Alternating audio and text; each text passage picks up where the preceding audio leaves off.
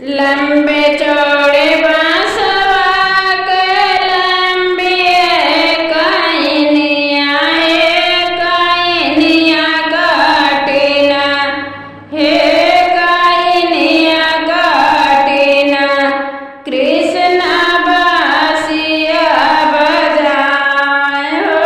कहिनिया काटिना सबके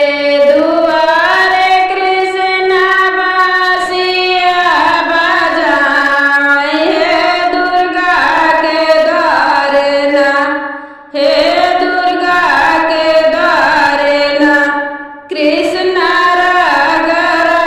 मचाए हे दुर्गा के द्वारे ना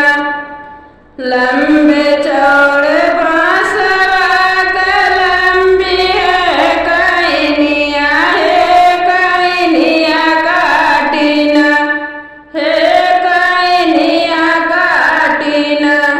कृष्ण बांसिया बजाए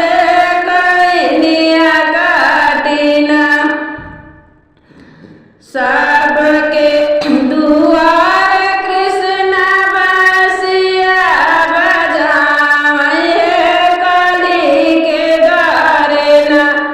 हे काली के द्वारे ना कृष्ण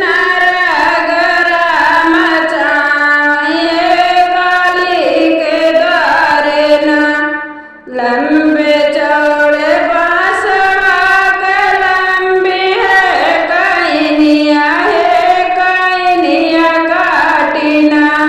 हे कहिनिया काटिना कृष्ण बांसिया बजाए कहिनिया काटिना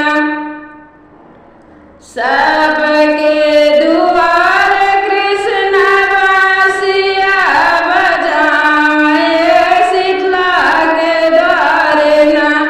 हे शीतला के द्वारे ना कृष्ण राग मचाए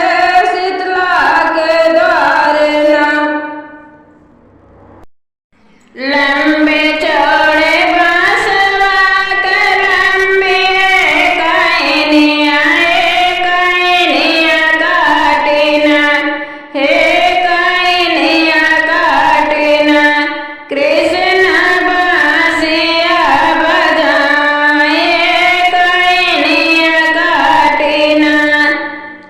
सबके दुआर कृष्ण बांसिया बजाए भैरो के द्वारे ना हे भैरो के द्वारे ना कृष्ण राग मचाए भैरो के द्वारे ना लंबे चौड़े